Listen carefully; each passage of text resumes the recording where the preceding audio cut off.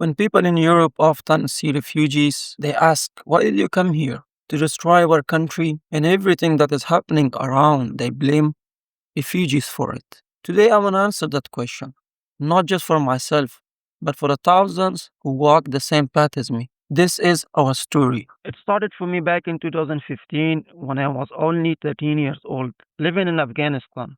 My world was small school, friends, being close to my family. I didn't know much about life outside my home, but everything changed. When war and danger came close to us, I was forced to leave. I didn't know where I was going, only that I had to leave. We started our journey from Jalalabad with smugglers. We made our way to Kabul, the capital city of Afghanistan. From Kabul, we took a bus that drove us to Nimros. We were there for 3 days, but we didn't manage to get to Iran because of some security reasons. So the smugglers decided to take us back to Kandahar, which is bordered with Pakistan, and they wanted us to get to Pakistan. Getting into Pakistan was challenging because I didn't have passport, I didn't have a visa, I didn't have a permission. So when I started my journey to get through the border, it was difficult. And I had to wear clothes that showed that I'm a worker and I'm crossing to Pakistan. But the police stopped me and he was asking me all these questions. Where is your family? You are a little boy, what are you doing here? And I couldn't answer, and I didn't know what I should say. But I told him that my family was waiting for me across the border and I had to go. At last, he let me go and I managed to get to smugglers. From there, we took a car and we were too many people. I was sitting inside, luckily, at first. But when we were on the journey, the driver took a wrong turn and he had to come back. But we wanted to take break. When he turned back, he didn't stop for us and he just drove. So we had to climb on car and sit in car and I managed to climb on the roof of the car. Now imagine sitting on the roof of the car in this dangerous way, being a little boy that have never experienced this before, has never experienced anything like this before. So we managed to survive and get ourselves to a hotel. And let me tell you, this experience of a hotel was not less than what we experienced on the way. Everything was expensive. The staff that worked there were cruel to us. We managed to stay there for a couple of days. The smugglers came back and took us from there to Quetta. On the way to Quetta, we came across some military checkpoints. We were very scared being with smugglers, being in this place, in this situation, which I was never before in. And imagine that I would be in here and we faced many difficulties. So getting there was very difficult. From Quetta, we started our way to Balochistan, preparing to cross to Iran. At one point, we were more than 200 people. Now imagine being 200 people in an open place and thinking with yourself, can I be one of those who can manage to cross? Can I be one of those who can succeed? Because many people have failed and many people have died on this journey. We have seen many people suffer in this journey. We finally came to the border and there were huge mountains that we had to cross. And it's a very cold night, it's a freezing night. So we started our journey. And our tour guide was a 15-year-old who guided us through this difficulty to reach Iran. And I was very scared because of police, because of thieves, because of this journey. I didn't know what was waiting for me. I knew it would be hard, but I didn't have a choice and I had to go forward. I had to move forward. So we managed to reach Iran. We got inside smuggler houses and waited for our turn to get into cars and drive away. They drove us away to a house and they kept us there till they decide what is our next move. Iran was the difficult part of my journey because of many reasons. First, I was with smugglers. Second, because I was an Afghan. Being an Afghan living in Iran was very difficult. And you might have heard on news on many occasions how they treat Afghans and how they behave with Afghans.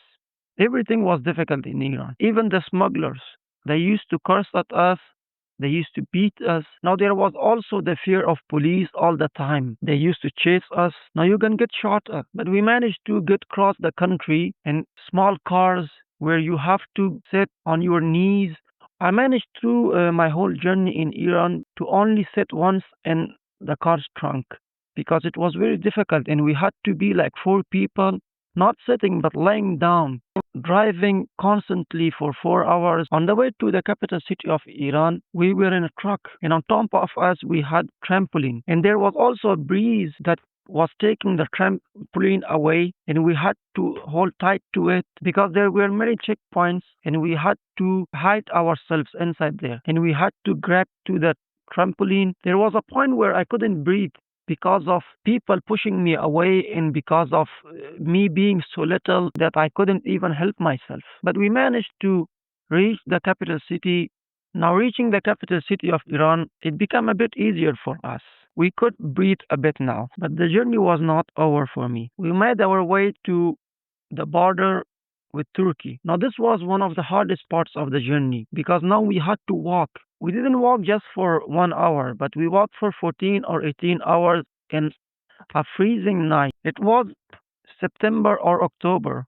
I don't remember exactly. But when we started our journey, the first mountain took us 5 hours. When we reached there, I saw people vomiting, crying, begging to go back, but we couldn't. We had to move forward. Almost everybody threw their bags and everything that they had to make the journey easier. But I didn't throw my bag. And we started to make our way to Turkey. Now, after many hours, I started to become very tired. My legs were giving up on me.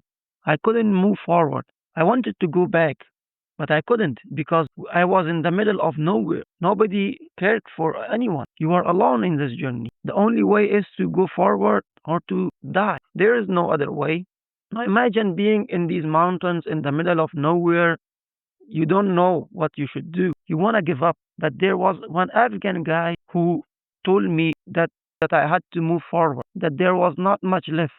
He encouraged me, and because of that, I managed to cross to Turkey. After finally reaching Turkey, we stopped in a village where smugglers kept us in a house and they provided us with a breakfast, a Turkish breakfast actually. And we started to eat, like eat like animals because we hadn't eaten properly for weeks. Let me tell you something really funny. There was something on the menu that I didn't like and many of us didn't like, but there was a guy who wanted to eat it. I think it was cheese or something. Now, when we started our journey, we were sitting in a truck in these beautiful mountains. You can see it's freezing. You can see the waters coming down of the mountain. You can see the eye in the mountains. You can see the snow in the mountains, all of. Now, this guy who ate all of it, his stomach started to react a bit. And he didn't have a time, but he took a blanket from us and he took a plastic and he shut himself there. We were disgusted, but at the same time, we laughed. Now, this moment reminds me that even in difficult situations, there are some moments that you enjoy. The smugglers took us to another village in Turkey, and we waited there for them to take us to Istanbul. Now, on the way to Istanbul, we were stopped by police at night. Now, I was sleeping.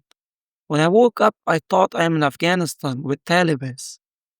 I got out, I started to pee. Now, after that, when I was conscious, I saw that the police have stopped us and they were searching for hours. After that, when we got inside the bus, we saw that there were thousands of cigarette packs. We were shocked. We didn't know where it came from. It was actually the smugglers who were smuggling both cigarettes and us. The police took us to a house and locked us there, football, in a football house. We waited there for hours. We started playing football just to pass our time. After many hours, the police came back. Now they took us to a place. Now I thought with myself that this will be a hotel and that everybody that are getting in, they are getting each a room. But I was wrong. This was a prison. And I was there for 25 days without the embassy of Afghanistan knowing. We didn't know why they kept it. But when we found out, it was actually they were after the cigarettes, not us. But they didn't knew what they were gonna do with us. So they put us in this jail and locked us here for 25 days. And they wanted us to go back to Afghanistan to sign on papers that I want you to deport me back to Afghanistan. But I told them that I don't have a choice. that even if I stay here in this jail for 3 years, I wouldn't go back. But many people accepted that they wanted to be deported. So after 20 days, we started to react and we told them to take us to embassy of Afghanistan. Now on the way to embassy of Afghanistan that is in Ankara, it's a long journey. It's a journey of more than 10 hours. Hotel. We reached a restaurant at night in the middle of nowhere. We started to eat. Now there was the kitchen, and many people that were with me, they started to escape from the kitchen and they just disappeared. They also wanted me to come with them, but I said no. I couldn't go in the middle of nowhere. So when the police found out, they became mad and started to shout at us in Turkish. We didn't know what they were saying, but after a while, they caught some of them and some of them escaped. So we continued our journey to Ankara. When we reached Ankara, we were sitting in the car and waiting for our turn to get inside the embassy. When it was my turn and I got in, the one that was working in embassy looked at me and he was shocked because I was only 13 years old. And the law is that you cannot imprison someone that is underage with others that are plus.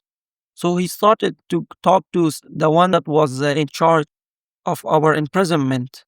So he went and talked to the police and told them that you guys are not allowed to imprison this guy with these people. After that, he started to ask me why am I here and for what reason. I told him everything. And then I went back and sat in the car and was waiting for their decisions. The police came back and they gave us some papers and told us that you have to leave the country in 15 days. Otherwise, we will imprison you again. And we also got to know that they will deport those people that wanted to go back to Afghanistan. But we were lucky that we said we didn't want to go back. We continued our journey from Ankara and we went to Istanbul. Finally, I managed to contact with smuggler and I was safe and secure and was waiting for my next journey. This has been a very difficult journey, without a doubt.